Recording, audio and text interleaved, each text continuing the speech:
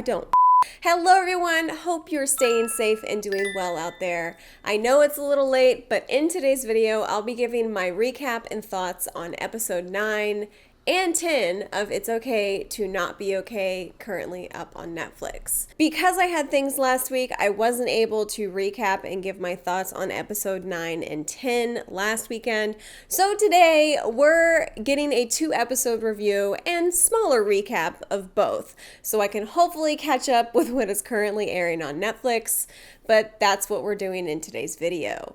So without further ado, and a lot of explanation because this is 2 episodes I'm recapping, let's go ahead and get into my recap and thoughts. Episode 9 is going to be brief, and I actually recorded a reaction video to that one because I thought since it was an overnight episode, some steamy things might be happening, and I thought that that would be a fun one to react to. So hopefully I'll have that up soon. It's gonna kind of depend on if YouTube and the copyright stuff lets me, but if there isn't a link eventually up on YouTube, I will be putting a secret private link to Vimeo in the description below where you can watch. And I know that a few of you have been asking for a reaction video, so I figured it would be killing 2 birds with 1 stone on this one. So that's coming up after this video, hopefully. First up is what happened in episode 9, titled The King Has Donkey Ears, and that title comes up towards the middle of the episode when Moon-young is trying to find out from Song-tae what type of woman Kong-tae is into, like what's his type, and I think she's asking because this is going to be their first overnight trip and she wants to obviously try and seduce him. Song-tae, of course, says he doesn't like girls and only likes Song-tae, so Moon-young ends up turning the conversation towards Song-tae and asking him if he's ever not liked his brother Kong-tae before, if they've ever fought. This causes him to go silent and not answer her, and this is when Moon-young tells him the story of the king with the donkey ears and the message behind it, which is that you shouldn't keep what you want to say inside. Even with this story, Song-tae doesn't end up saying anything in the meantime, but eventually does end up sharing how he feels at the end of the episode, which is super heart-wrenching. This episode did have an overnight trip like I thought it would, and it was definitely a different overnight kind of trip since Moon-young was involved.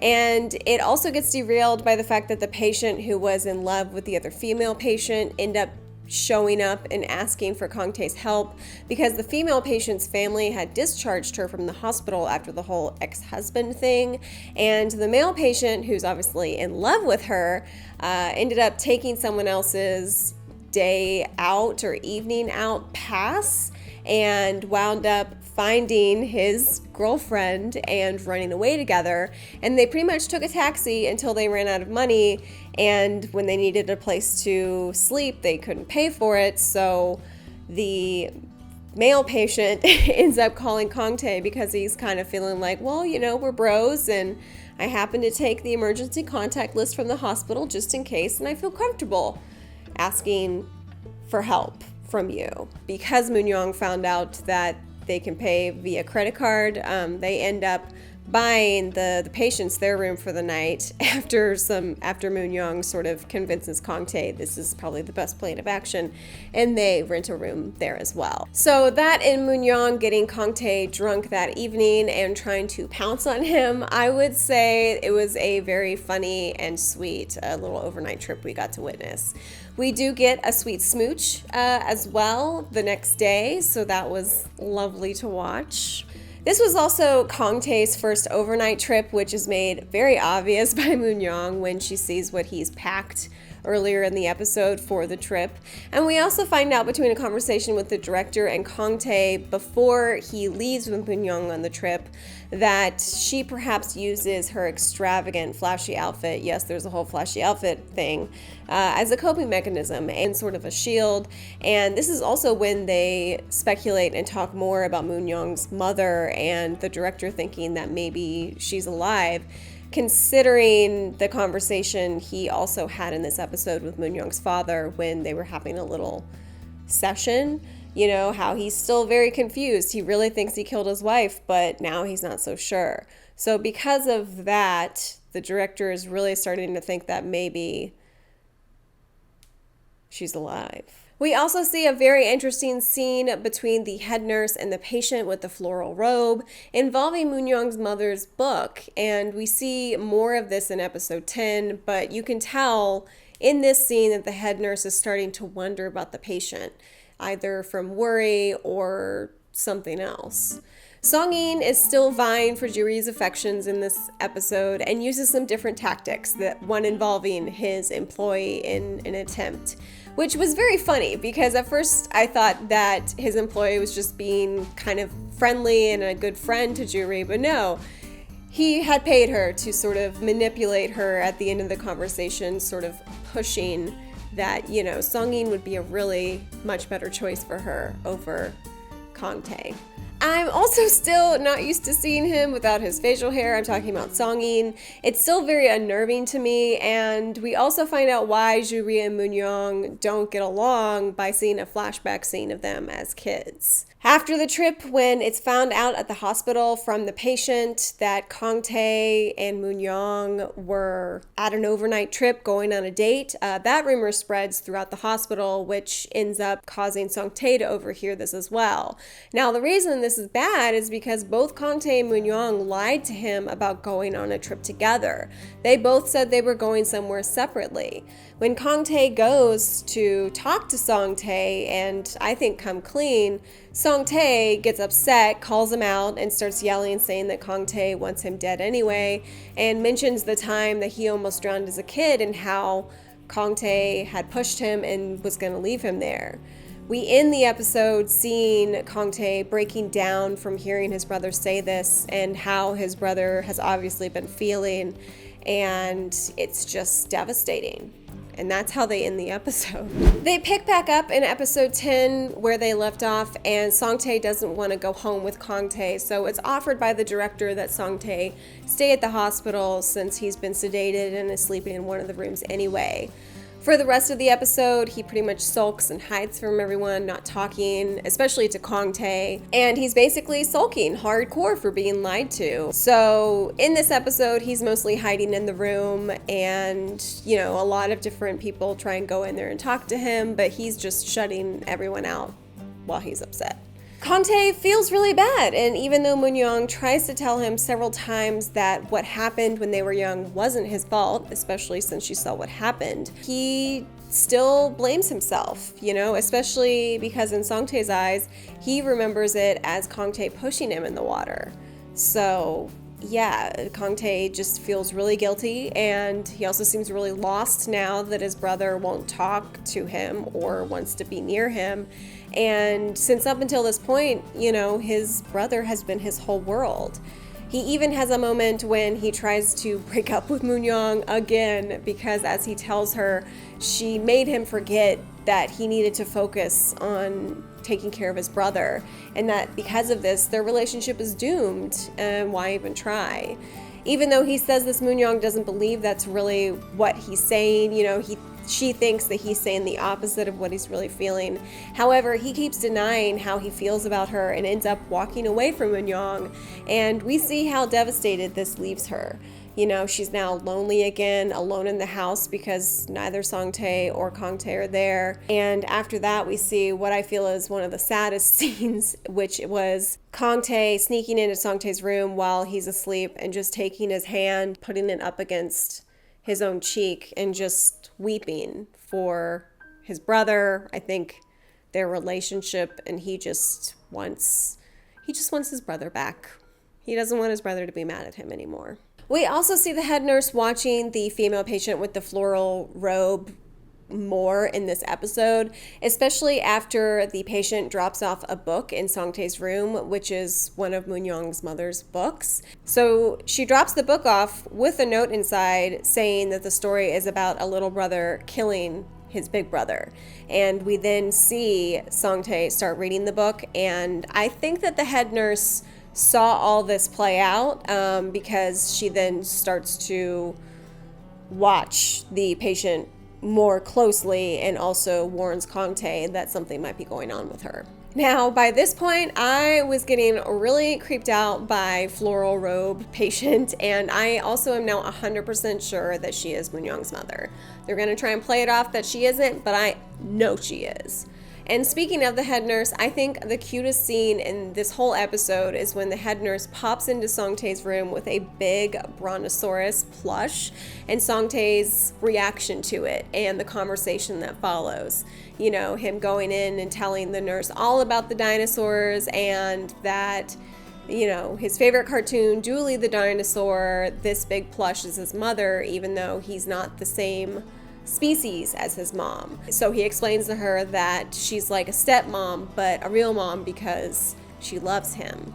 This leads the nurse to ask Songtae if he thought that his mother loved him, and Songtae says that his mother was really good to him, but not to Kongtae. Even though it's obvious that he is hurting just as much as his brother, this is also kind of a breakthrough, because before Songtae wasn't talking to everyone, but now he's super happy again because he's got this big plush dinosaur, which honestly, I want that plush now too.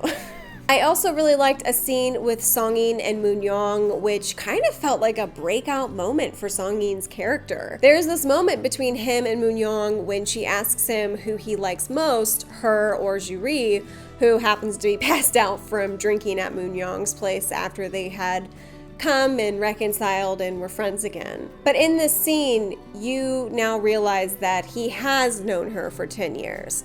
And this scene definitely shows that, and that he doesn't just care about her getting another book out so he can make money.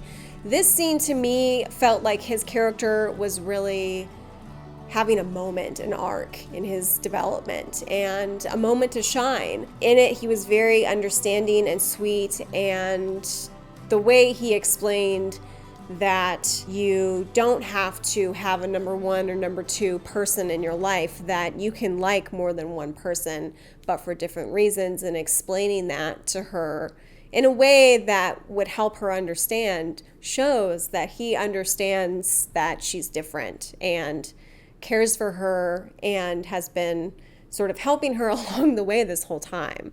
And just the look in his eyes in this scene, like, I now think he looks great without that beard. Like, something in me shifted because of this scene. So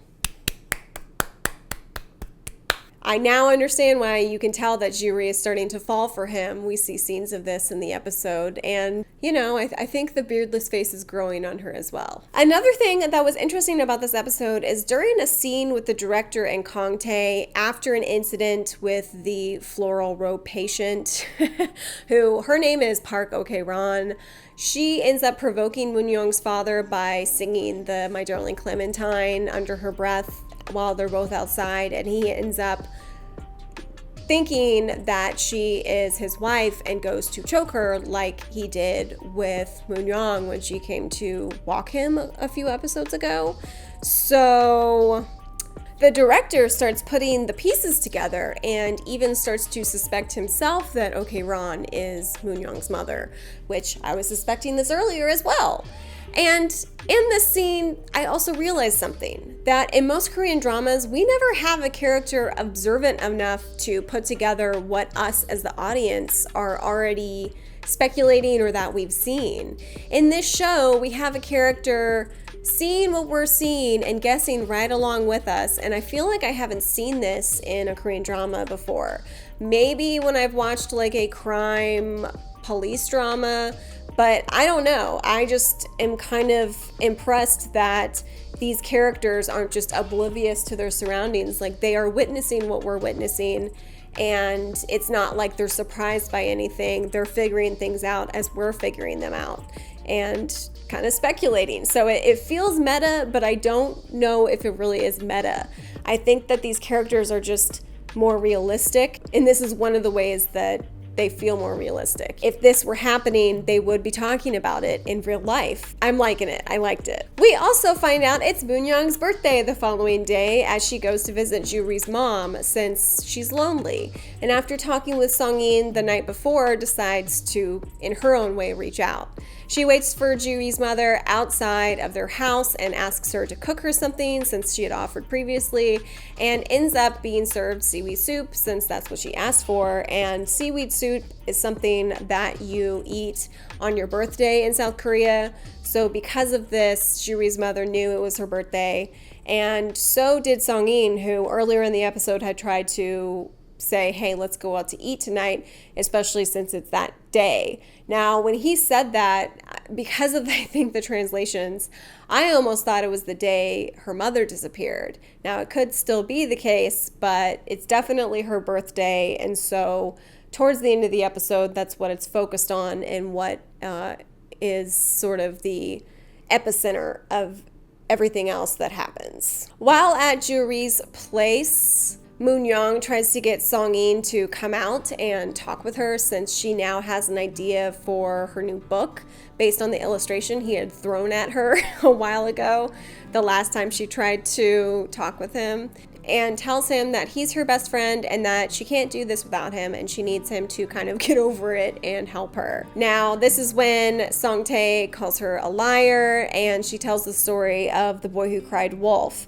And during this, we have a voiceover of her telling the story and seeing Kong-tae lying all day as well. He hasn't been looking too good and he has a fever, people have noticed, but he keeps telling everyone that he's fine, and by the end of the day he's just a sloppy, sweaty mess. Later, while he's getting ready to leave after his shift and is coming out of the changing room, this is when he sees and finds out about the other male staff member who has been hit over the head with a rock by Kdrama and has escaped the hospital. As the head nurse is leading the charge and telling one person to call the police and we're gonna go look for her, this is when the other staff member says that before she hit him that she said that she needed to go somewhere because it was a special day. And this is when Kong-tae flashes on one of Moon-young's texts that he's been avoiding all day, saying that she needs to come to him now or reach back because it's a special day for her. So ding ding ding, dots start connecting, and he thinks back to what the director had said earlier and realizes that Kdrama could or is, I think is, Moon-young's mother, and she's escaped to go see Moon-young. Now, because they also suspect that it's not a good relationship, Kong-tae runs out of that hospital and tries to get to Moon-young before it's too late. However, it is, because in the next scene, we see Moon-young home alone and a knock at the door. Who could it be? Well, it's Kdrama. And she's there with a party popper, which she, lets off right when Moon-young opens the door and sings her happy birthday. And that's how they end the episode. Now, episode 9 was really cute, and I honestly loved how they were able to have such a cute episode end with a very sad moment and then continue that progression of emotion. Really well done. And also the characters, all of those actors, they brought their A game in this episode. Like Song-in, Kong-tae, Song-tae. Oh my gosh, that actor, if he doesn't win an award by the end of this series, this was an amazing episode, but I am excited to see what's gonna happen with Moon-young and her mother, since I feel she's officially alive. I think Kdrama is Moon-young's mother. I think that she's not going to tell Moon-young. I think that because I was sort of suspecting that she's a stalker fan, she might play into that, being like, I'm just a fan of your mother's, so I just knew it was your birthday. I feel like that's going to happen. After that, I'm hoping that after a few episodes, we'll finally get the connection between Moon-young's mother and Song-tae and Kong-tae's mother and find out why she died, because there was a hint in there. There have been hints from Moon-young's father saying that his wife and her mother killed someone. So it's slowly coming together. But yeah, so obviously these are going to be very emotional scenes, but I'm excited for them. And with that, I'm going to end this video. Until next time, thanks for watching, and for some of you, thank you for waiting. And I was going to ask a question about what you think is going to happen in the next episode, but it's already out, and I don't want to get spoilers in the comments below. So instead, what was your favorite scene in episode 10? Obviously, there were so many of them, so many emotional ones. What was your favorite? Why? I want to know. If you like this video, please make sure to subscribe. Give me a little thumbs up. Share my video with others if you have other friends that are fans of K-dramas. Also, make sure to click that little bell so that you are notified when my next video is up. And until next time, be safe out there, make good choices, and I'll see you soon. Bye.